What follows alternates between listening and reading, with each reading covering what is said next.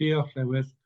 First Minister, the Welsh Government obviously has followed and expanded upon the UK Government's policy of supporting businesses with more funding and grants available in Wales, particularly to self-employed. But do we know how much has been given to Welsh businesses from the UK Government schemes? And in particular, some of our anchor companies such as Airbus and Tata, who has already highlighted their concerns over the future of their businesses. And I know that in particular Tata has requested far more than the cap currently on CBILS. Are you aware as to what progress is being made by the UK Government on supporting these anchor companies in Wales? And finally, First Minister, I've just literally received an email from a care home manager within the last 15 minutes who has cases of COVID in his home, but when contacting Public Health Wales on Monday was told because they're not new cases, he will not get tested. Can you ensure Public Health Wales know the new guidelines so that cases in homes where there is COVID can be, all residents can be tested and staff can be tested? Well, on the final point, of course, I can guarantee that Public Health Wales are very well aware of the new guidelines. I'm afraid I can't respond to an individual email, but there will be ways in which that care home can pursue that and should do.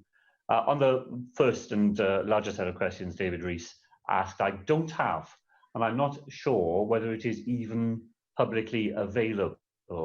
I certainly don't have in my head a breakdown of the help that Welsh businesses have so far received from the UK schemes. So just to repeat again, Llywydd, this afternoon, I welcome all those schemes. I'm very glad the UK Government has put them in place.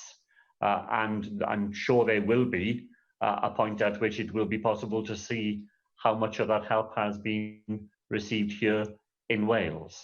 And quite certainly, to agree strongly with what David Rees said about Airbus and Tata, two absolutely major and fundamental employers here in Wales, both of them with global crises on their hands in aerospace and in steel making, to give David Rees an assurance that my colleague Ken Skates has been in direct and close contact with Tata management and with the management of Airbus, looking to see the things that we can do here in Wales. For example, on the skills agenda, where we remain willing and keen to do the things that we could do to help, but where the big issues, energy in the case of Tata, for example, are issues that lie in the hands of the UK Government, where the need to attend to them has been there for many, many months past and is now urgently needed in order to secure the long-term health of those